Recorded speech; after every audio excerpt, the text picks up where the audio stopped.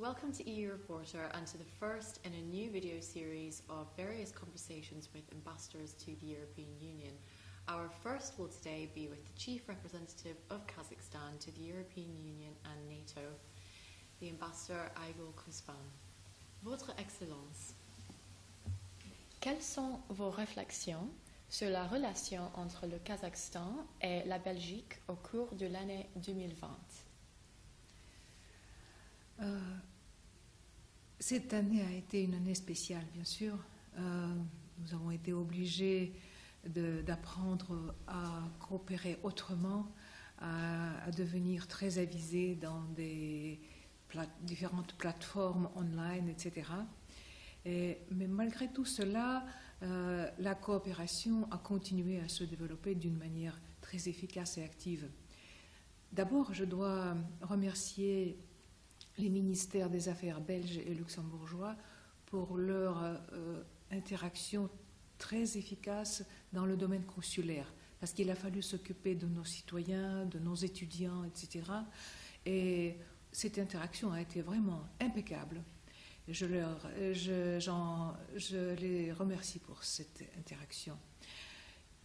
Bien sûr, le dialogue politique a un petit peu souffert parce qu'on avait prévu une visite du président Tokayev à Bruxelles et puis d'autres événements politiques, par exemple la visite du groupe d'amitié avec le Parlement kazakh au Parlement belge, dirigé par le député Tim Van den Poet. Ils se préparaient à visiter le Kazakhstan. On leur avait préparé un très beau programme, mais malheureusement, on a été obligé de reporter cette visite à l'année 2021, j'espère. Par contre, la coopération économique a continué à se développer. Vous savez que la Belgique est très appréciée au Kazakhstan pour ses nouvelles technologies, pour ces technologies industrielles, et il y a une expérience très positive de coopération économique avec les entreprises belges, par exemple la société Carmeuse ou la société qui s'appelle Jan de Noul, etc. Donc on a continué à développer, à élaborer nos projets. Par exemple, la société Carmeuse va construire une usine de chaux à Karaganda. Et ce projet s'est développé pendant l'année 2020, malgré la pandémie. Ici, en Belgique, j'ai réussi à rencontrer plusieurs chefs d'entreprise, par exemple l'entreprise qui produit des machines-outils de textile, pour le textile, qui s'appelle Picanol, puis la société Tessenderlo, la société Soudal. J'ai pu visiter ces entreprises et on a pu parler de la coopération future avec le Kazakhstan. Pareil au Luxembourg. Vous savez que les géants industriels tels que ArcelorMittal ou la Polwurst ou Eurasian Research Group ou par exemple la société européenne spatiale travaillent déjà au Kazakhstan ou sont bien intéressés à travailler au Kazakhstan. Et je les ai rencontrés chez eux et j'ai vu une vraie ouverture à la coopération avec le Kazakhstan. Donc la pandémie n'a pas empêché la coopération économique. Je dois dire que déjà 75 entreprises belges sont présentes au Kazakhstan et 172 entreprises luxembourgeoises, malgré la petite taille de ce pays, sont présentes au Kazakhstan. C'est très important quand même. Au jour d'aujourd'hui, les entreprises belges ont investi au Kazakhstan 8 milliards de dollars et les entreprises luxembourgeoises presque 1,5 milliard de dollars. Et il y a de nouveaux projets qui sont intéressants, surtout dans le domaine des finances, par exemple, parce que nous avons créé une plateforme financière au Kazakhstan qui s'appelle le Centre international financier d'Astana. Et il coopère vraiment d'une manière très étroite avec le Luxembourg for Finance, avec les grandes entreprises financières belges, presque presque 1000 d'employés de banques kazakhs ont fait des stages au Luxembourg pour apprendre le management financier luxembourgeois. Donc, c'est un domaine, le domaine financier est un domaine très intéressant et très prometteur. Le domaine spatial est très prometteur. Le domaine métallurgique, bien sûr, est très important parce que, comme je vous ai dit, ArcelorMittal est présent au Kazakhstan. Donc, il y a déjà beaucoup de domaines où nous avons une coopération active, mais il y en a d'autres et de nouvelles niches que nous devons explorer. Et pour cela, le Kazakhstan a élaboré des feuilles de route spéciales par pays, une feuille de route pour la Belgique, une feuille de route pour le Luxembourg, que moi, en tant qu'ambassadeur et mon équipe, sommes obligés d'élaborer, de mettre en place. Cette feuille de route pour la Belgique, par exemple, comprend 30 entreprises belges et celle de Luxembourg comprend 12 entreprises luxembourgeoises. Donc je dois, en tant qu'ambassadeur, dans le cadre de la diplomatie économique, rencontrer chacune de ces entreprises et voir, étudier les possibilités de coopération. Cette année, nous avons voulu organiser une mission d'entreprises luxembourgeoises au Kazakhstan, ainsi que les entreprises belges organisées par AVEX et FIT, mais malheureusement, elles n'ont pas eu lieu. Par contre, nous avons organisé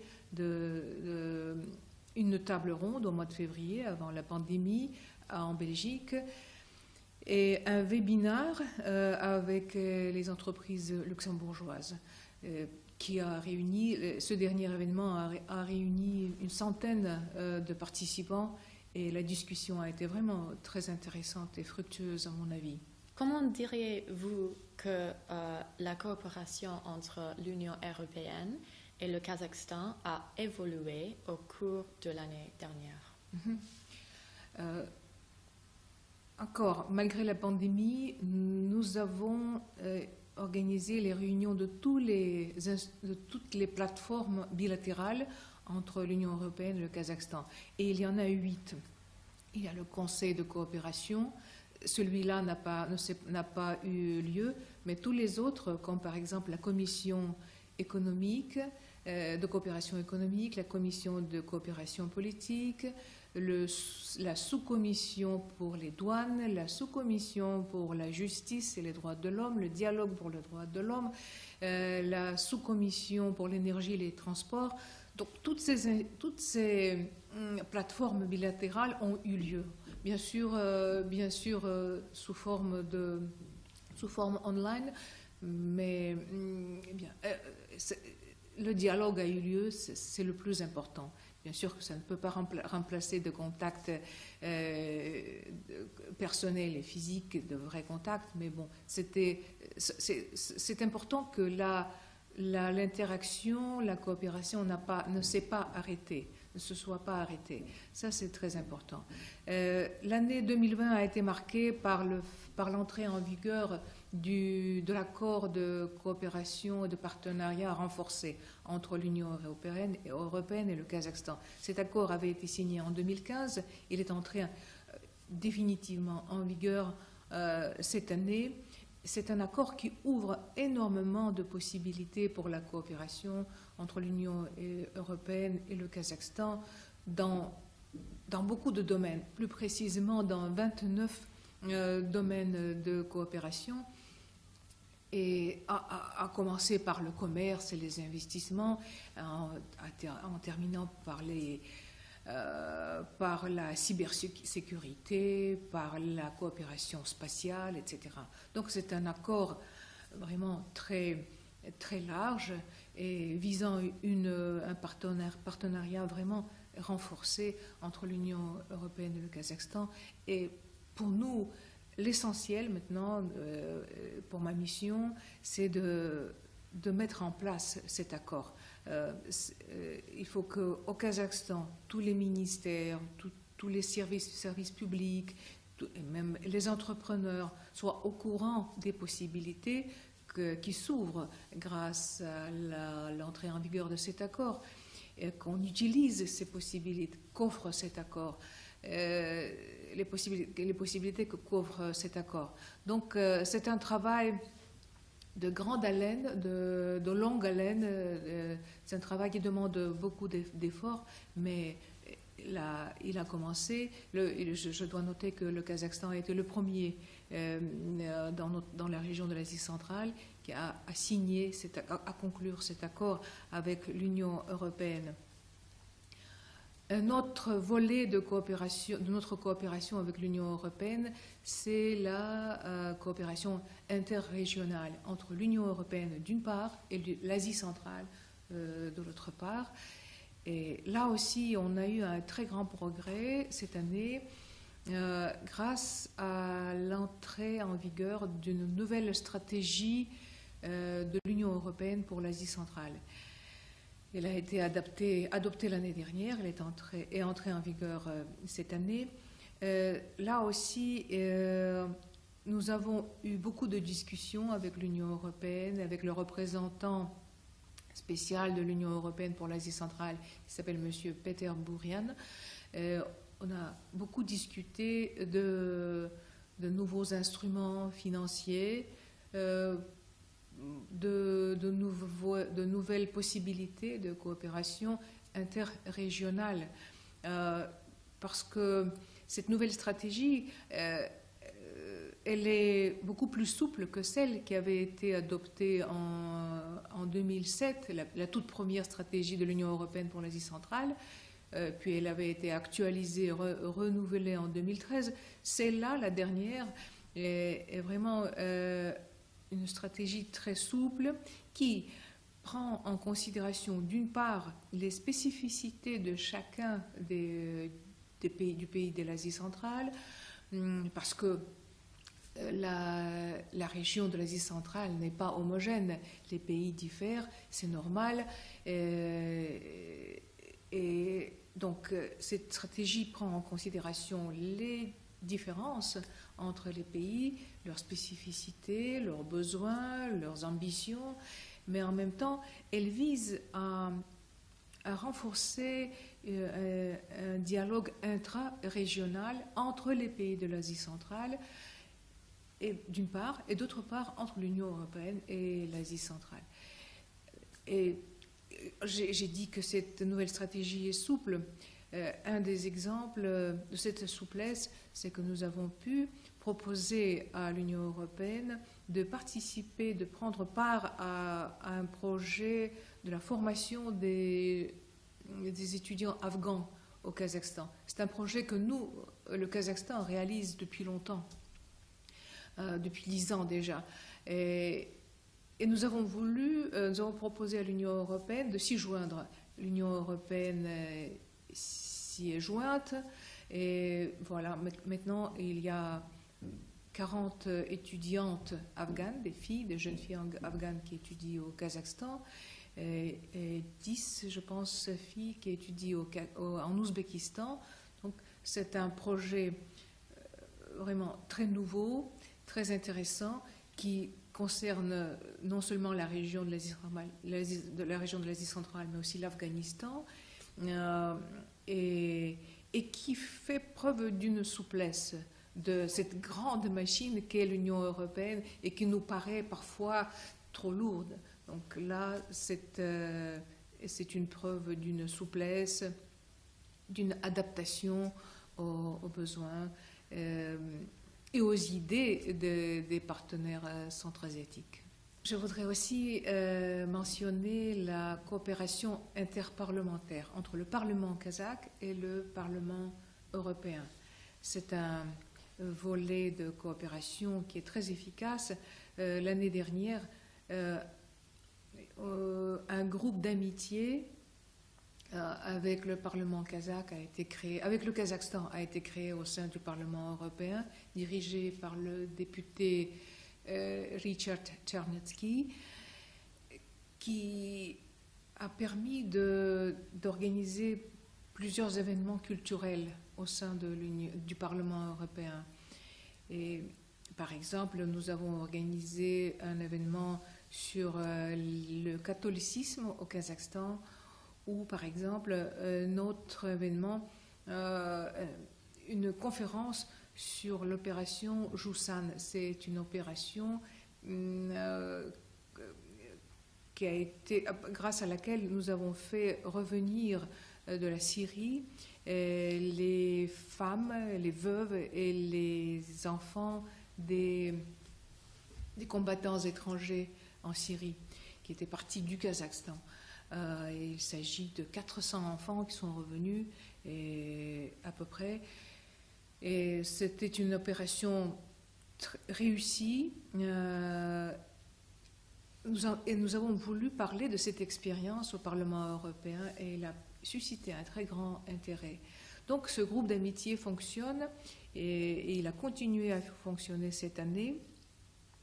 Nous nous sommes rencontrés online encore, malheureusement, mais par ailleurs, il y a, comme vous le savez, il y a une délégation du Parlement européen pour l'Asie centrale, dirigée par le député Fulvio Martuscello, qui, elle, a eu le temps de visiter le Kazakhstan au mois de février, avant la pandémie, et nous avons organisé une réunion très intéressante, très consistante entre les députés kazakhs et les députés européens sur de différentes questions. Ce fut un dialogue ouvert, et très ouvert, constructif et très utile pour les députés européens parce que, comme vous le savez, le Parlement européen, la dernière fois, s'est renouvelé à 70%. Et il y a beaucoup de députés européens qui ne connaissaient pas le Kazakhstan.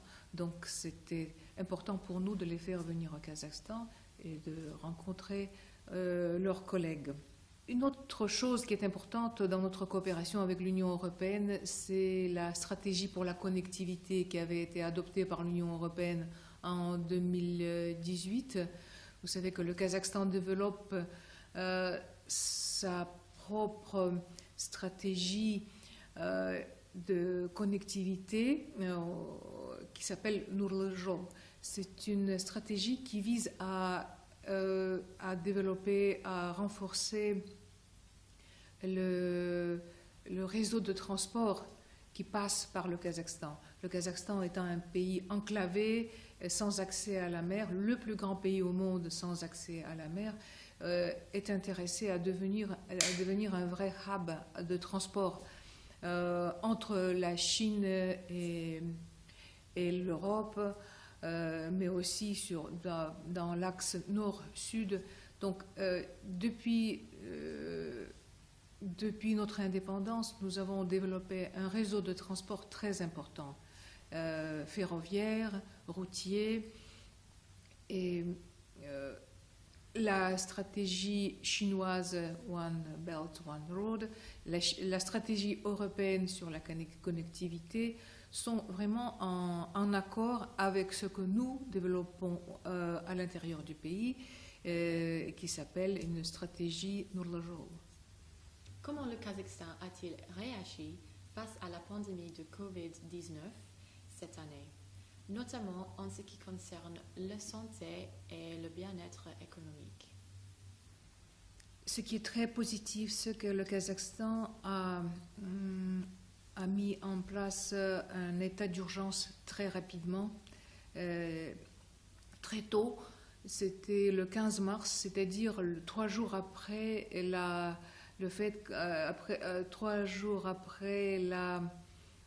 l'annonce de l'Organisation mondiale de la santé sur le caractère pandémique du Covid-19. Grâce à cet état d'urgence, nous avons pu nous préparer à la première vague. On a construit 3 grands hôpitaux à Nur-Sultan, à Almaty et à Chimkent, chacun pour 200 ou 300 places environ. Et puis on a eu le temps aussi de réaménager les hôpitaux existants pour accueillir les malades atteints de cette infection. Bien sûr, il y a eu des infections. Au jour d'aujourd'hui, il y a quelque chose, à peu près 130 000 infections au Kazakhstan et 2000 décès. 2000 décès, ce qui est important, bien sûr, puisque chaque vie compte. Mais je pense qu'on a pu, grâce à des mesures strictes, prévenir une catastrophe importante. Des mesures importantes avaient été adoptées. Par exemple, les militaires avaient été convoqués pour aider à assurer les mesures de quarantaine. Beaucoup de bénévoles ont participé à aider les nécessiteux, les pauvres, et les gens qui se sont retrouvés en isolation.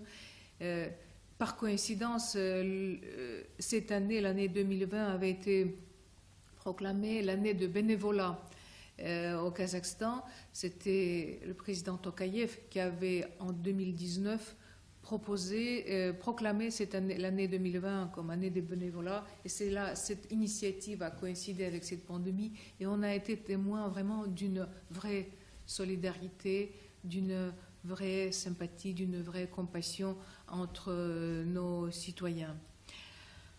Bien sûr, il y a eu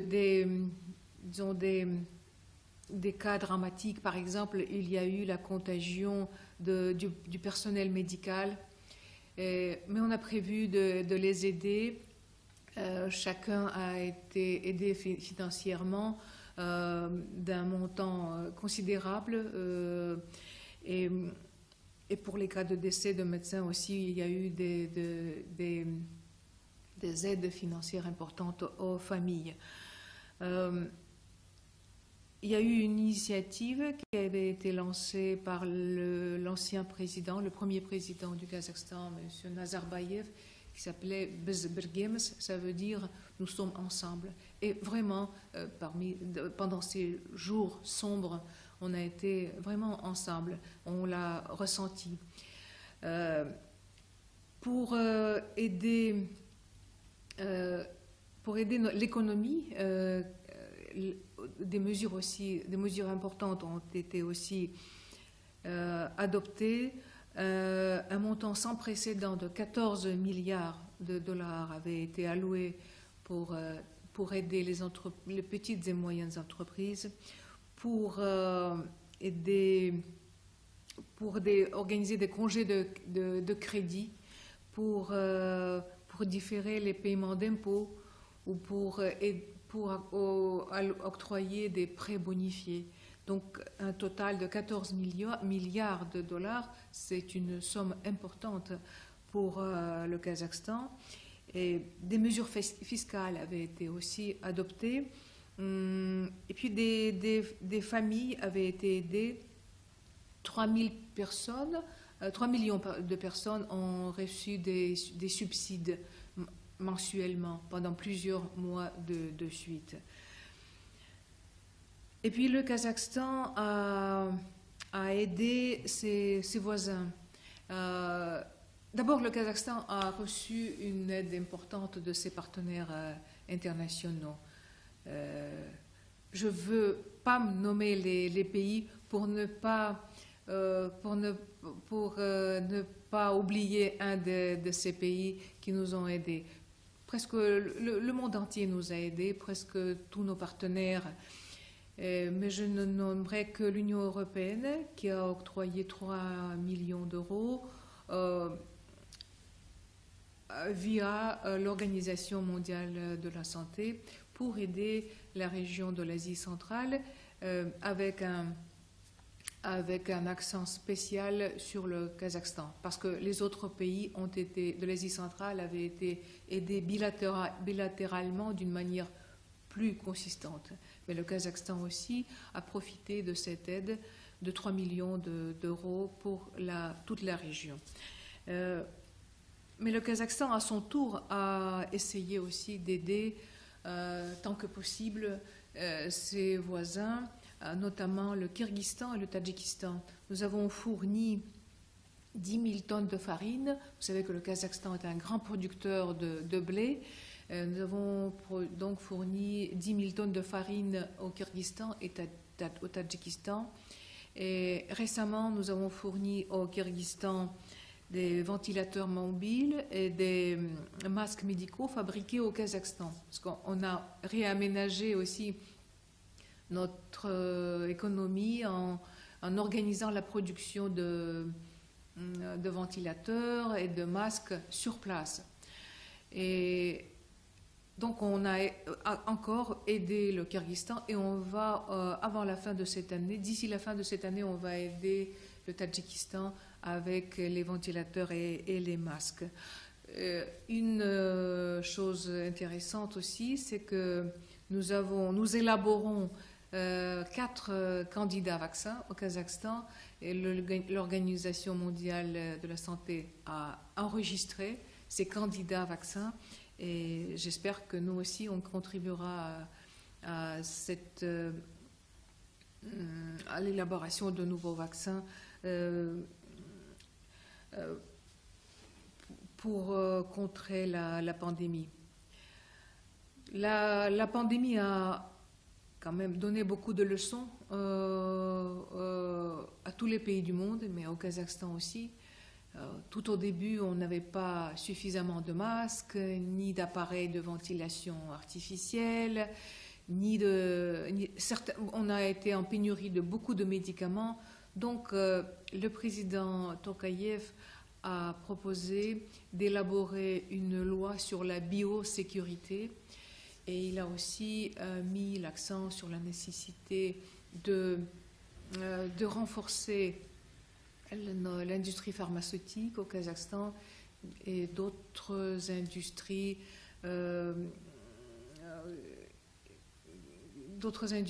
similaires pour devenir autosuffisant dans ce domaine. En ce qui concerne l'avenir, que prévu le président Tokayev dans des domaines clés tels que les réformes politiques, le bien-être économique et le climat? Dès son élection, le président a immédiatement misé sur un dialogue social. Il veut qu'une nouvelle culture politique soit formée au Kazakhstan, une nouvelle culture selon laquelle le désaccord n'est pas destructeur et de différentes opinions ont droit à exister, à être formulées, à être entendues. Donc il considère qu'un dialogue social constructif est une base de stabilité, de la stabilité de la société, de la prospérité du Kazakhstan en général. Donc, dès le début, il a proposé le concept d'un État à l'écoute, un État qui écoute. Et c'est devenu une nouvelle philosophie de l'administration kazakhe, parce qu'aujourd'hui, à tous les niveaux de l'administration publique, les fonctionnaires ou les dirigeants sont obligés d'être à l'écoute, d'aller rencontrer les gens ou de les recevoir, de les écouter, et de les aider, surtout pendant cette période de pandémie. C'est révélé vraiment très nécessaire. Le président a initié aussi la création d'un Conseil national de la confiance publique. C'est un conseil qui réunit des hommes politiques, des experts, des blogueurs, des chercheurs, des artistes même, des gens très populaires, des gens qui sont connus. et qui ne sont pas élus, ce ne sont pas des députés, ce ne sont pas des ministres, mais ce sont des gens qui sont connus, respectés, qui ont une certaine autorité et qui pensent à améliorer la vie sociale, la vie politique au Kazakhstan. Donc ce conseil a commencé à travailler, à fonctionner au mois d'août 2019 et en 2020, malgré la pandémie, il y a eu plusieurs réunions de ce conseil. Grâce à son travail, beaucoup de projets de loi avaient été discutés au préalable avant d'être élaborés, avant d'être soumis à l'examen des parlementaires, au vote des parlementaires. Par exemple, la loi sur le rassemblement pacifique. Cette loi existait déjà, mais elle a été amendée. Elle a été amendée et beaucoup d'interdictions inutiles avaient été levées. Par exemple, autrefois, il fallait avoir une autorisation pour avoir des municipalités pour tenir un rassemblement, une manifestation publique. Aujourd'hui, il suffit d'aviser les municipalités de cette initiative. Deuxièmement, avant, il fallait prévenir les municipalités 15 jours avant l'événement. Aujourd'hui, ce temps a été réduit jusqu'à 5 jours seulement. Et puis, on peut organiser ces réunions pacifiques, ces manifestations pacifiques presque partout dans n'importe quel endroit, sauf quelques endroits, disons, interdits, par exemple près d'une école ou près, je ne sais pas, d'un ministère de l'Intérieur, ou près des endroits, ou une entreprise stratégique. Donc, mais sinon, c'est pratiquement partout. Puis, une autre loi avait été adoptée, c'est celle sur les partis politiques. Autrefois, pour créer un parti politique, il fallait réunir 40 000 signatures dans tout le pays, dans toutes les régions du pays. Et c'était quand même un peu difficile pour les petits partis. Aujourd'hui, ce chiffre a été réduit jusqu'à 20 000. Donc, nous attendons à ce que cela incitera à la création de nouvelles associations ou de nouveaux partis politiques ou de nouveaux mouvements. Encore une chose proposée par le président Tokayev, c'est l'abolition de la peine de mort. Et il l'avait proposé dans son programme électoral et cela a été fait. Le protocole d'adhésion du Kazakhstan à l'abolition de la peine de mort a été signé et déposé. Notre demande a été déposée à l'ONU et donc le Kazakhstan a aboli la peine de mort. Avant, on a eu le moratoire de la peine pour la peine de mort. Mais aujourd'hui, c'est aboli entièrement. Le président montre lui-même un exemple d'un État qui est à l'écoute, parce que sur le site web du président Tokayev, qui est d'ailleurs qui manie facilement tout ce qui est réseaux sociaux. Il est très actif dans le Twitter, il est très actif à la télé, sur le site internet.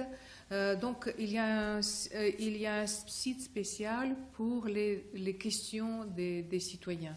Et chaque jour, il y a des questions qui arrivent et il y a toute une subdivision, une division administrative au sein du secrétariat du président qui répond régulièrement à ces questions. En ce qui concerne les réformes économiques, le bien-être économique. Le président Tokayev a présenté ses propositions concrètes vraiment sur la croissance économique, sur l'amélioration des politiques fiscales, monétaires. Il veut soutenir des petites et moyennes entreprises. Il veut soutenir les producteurs nationaux, les protéger. Il veut aussi réduire la dépendance du Kazakhstan des exportations des hydrocarbures. Ce sont ses objectifs économiques et comme je vous ai dit, à cause de la pandémie, on a réalisé la nécessité de développer l'industrie pharmaceutique et en général de renforcer notre système de santé. Mais aussi le secteur informatique, la digitalisation sont à l'ordre du jour du président Tokayev. Pour l'environnement, ça aussi c'est un sujet très important pour le président Tokayev. Vous savez que les pays de l'Asie centrale sont très vulnérables aux impacts climatiques. Et le Kazakhstan n'en fait pas exception parce que, vu son territoire et vu la spécialisation de l'économie kazakh, parce que ce sont surtout des industries d'extraction, des industries liées aux hydrocarbures, à la métallurgie, aux métaux ferreux, non ferreux. Donc ce sont des industries polluantes. Et nous avons adhéré à la Convention climatique de Paris et nous nous sommes engagés à réduire les émissions de gaz à effet de serre de 15% vers l'année 2030. Un nouveau code écologique a été adopté aussi en 2020. Le concept principal de ce code est pollueur-payeur. Celui qui pollue doit payer. En poursuivant sur les thèmes des élections parlementaires, qu'est-ce qui va être différent cette fois-ci? Et bien sûr, quels sont les principaux défis auxquels le Kazakhstan est actuellement confronté et comment sont-ils abordés? Au mois d'octobre, le président Tokayev a annoncé la tenue de l'élection parlementaire régulière qui aura lieu le 10 septembre. Le 10 janvier 2021. C'est dans un mois et demi. Mais auparavant, la législation électorale a été amendée, a été améliorée. Comme le président Tokayev a proposé un quota obligatoire pour les femmes et les jeunes. Cette élection parlementaire se fera par parti politique, par les listes des partis politiques. Dans chaque liste de chaque parti politique, il doit y avoir 30% de femmes et de jeunes. De jeunes, ça veut dire de moins de 29 ans. Et cette élection, ce sera non seulement élection parlementaire, mais aussi élection locale pour les municipalités locales. Donc, je pense que c'est une mesure très importante parce qu'elle incitera les femmes et les jeunes à participer d'une manière plus active dans la vie politique kazakh. Il y a aujourd'hui 6 partis politiques au Kazakhstan enregistrés officiellement. Ils vont participer à cette élection. Une loi sur l'opposition parlementaire a été aussi adoptée Et les partis politiques qui seront minoritaires au Parlement, donc qui formeront une sorte d'opposition, auront le droit à avoir la présidence d'une des commissions parlementaires et puis avoir 2 secrétaires permanents dans 2 autres commissions parlementaires. C'est vraiment une nouveauté et c'est très important. Puis l'opposition, c'est-à-dire la minorité parlementaire, aura droit à élaborer des projets de loi alternatifs. Par exemple, si le gouvernement propose un projet de loi, l'opposition peut en même temps, en parallèle, préparer son propre projet de loi alternatif. Puis l'opposition aura droit, dans le nouveau Parlement, à définir l'ordre du jour des séances questions au gouvernement. Et pourra aussi organiser des auditions parlementaires pour des questions spéciales. Donc, le rôle de l'opposition, des partis politiques qui seront en minorité au Parlement, sera beaucoup plus grand dans le nouveau Parlement, ainsi que le rôle des femmes et des jeunes. Ça, c'est la différence avec les élections précédentes. Donc, le défi principal pour les mois qui viennent, c'est de tenir une élection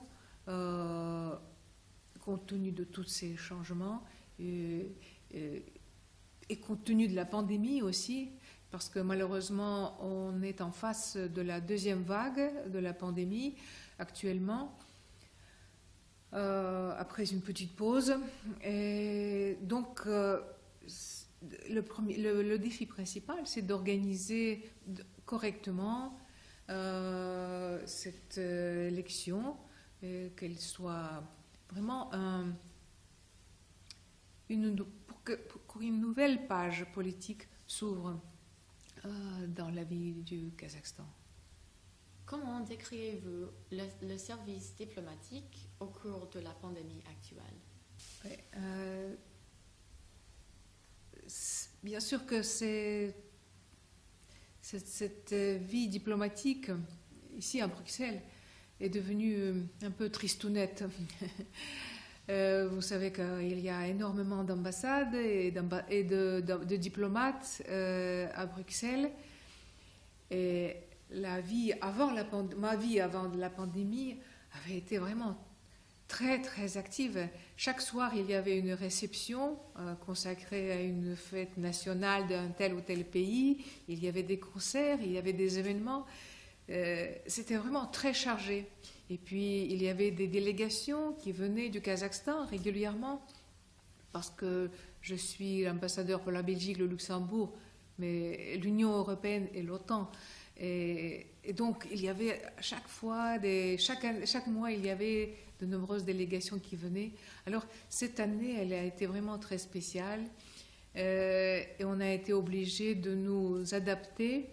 On est devenu très avertis sur le plan technologique et on a organisé plusieurs réunions online.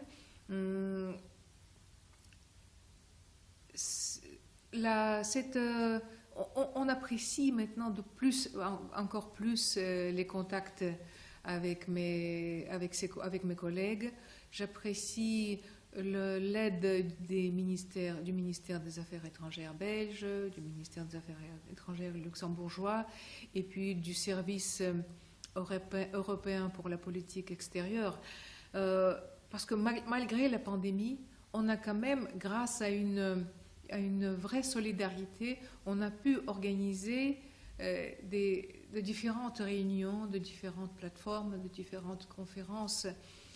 Et quand on se voyait sur l'écran de l'ordinateur, on se réjouissait vraiment de se voir sain et sauf, d'une part, et puis d'altérer de cette façon-là notre nostalgie des uns et des autres. Donc, on a su garder la dynamique d'événements et de réunions, mais bien sûr dans un contexte vraiment spécial. Et puis, on a été obligé de reporter plusieurs choses pour l'année prochaine. Et pour terminer, quels sont vos principaux objectifs et projets de votre ambassade en 2021? Comme je vous ai dit, d'abord, il y a cette élection parlementaire. Nous, ici, on aura un bureau de vote. On organisera un bureau de vote pour nos étudiants, pour les familles de mes collègues. Puis, il y aura l'année 2021, ce sera l'année du 30e anniversaire de l'indépendance du Kazakhstan. Donc, j'espère pouvoir organiser plusieurs événements consacrés à cette date, à ce jubilé, parce que pour le Kazakhstan, son indépendance, c'est quelque chose que nous chérissons le plus. Et donc, le chiffre de 30e anniversaire est vraiment très symbolique. C'est un vrai jalon, c'est une date vraiment importante. Donc, je pense qu'on aura plusieurs événements, des conférences, des rencontres, des visites. Et en général, on se concentrera sur les projets entamés, sur la réalisation de cet accord de partenariat et de coopération renforcée entre l'Union européenne et le Kazakhstan. Donc, on fera de notre mieux à continuer à développer notre coopération qui est vraiment qui se développe vraiment très bien et qui a atteint un niveau très, très haut. Merci beaucoup d'avoir parlé avec nous aujourd'hui, Madame Ambassadrice. Je vous souhaite une merveilleuse fête d'indépendance le 16 décembre, peut-être dans une manière virtuelle, mais aussi un joyeux Noël et un nouvel an. Merci beaucoup. Je vous remercie pour votre intérêt pour le Kazakhstan, pour la coopération qui est déjà bien longue entre les EU Reporters et le Kazakhstan et la mission du Kazakhstan ici à Bruxelles. Et je voudrais moi aussi de mon côté souhaiter une bonne fête d'indépendance à mes compatriotes via votre vidéo, mais aussi une très bonne, heureuse année 2021. Merci beaucoup. Merci.